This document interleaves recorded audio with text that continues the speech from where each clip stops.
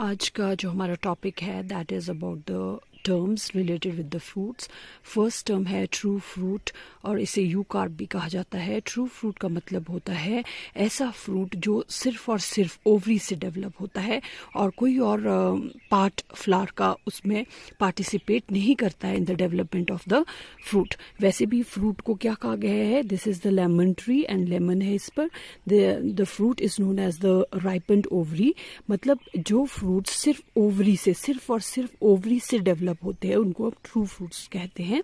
And example as you can see lemon. एक और example true fruit का cucumber. Cucumber botanically it is considered as a fruit. ये भी ovary से इसकी सिर्फ और सिर्फ ओवरी से इसकी डेवलपमेंट होती है इस फ्रूट की, तो इसे भी ट्रू फ्रूट में कंसिडर किया जाता है। This is another example of the true fruit और यू कार्प, जिसमें डेवलपमेंट ऑफ फ्रूट जो है वो सिर्फ और सिर्फ ओवरी से हो रही है और कोई और वर्ल्ड फ्लावर का पार्टिसिपेट नहीं कर रहा है in the formation of the fruit, तो इसीलिए इसको ट्रू फ्रूट कहा गया है। And this is the tree of the जापानी फल और परस्यूम।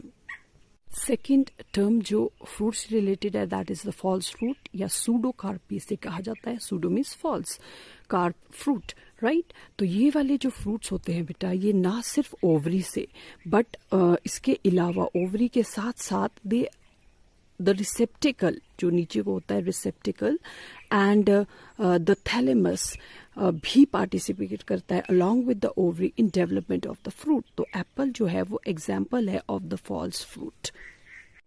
सी अलॉन्ग विद द ओवरी, इधर ओवरी है, this is the gynoecium. Along with the ovary ये जो कप शेप स्ट्रक्चर है, रिसेप्टिकल या थैलेमस इसको बोलते हैं, ये भी पार्टिसिपेट करता है in the formation of the fruit.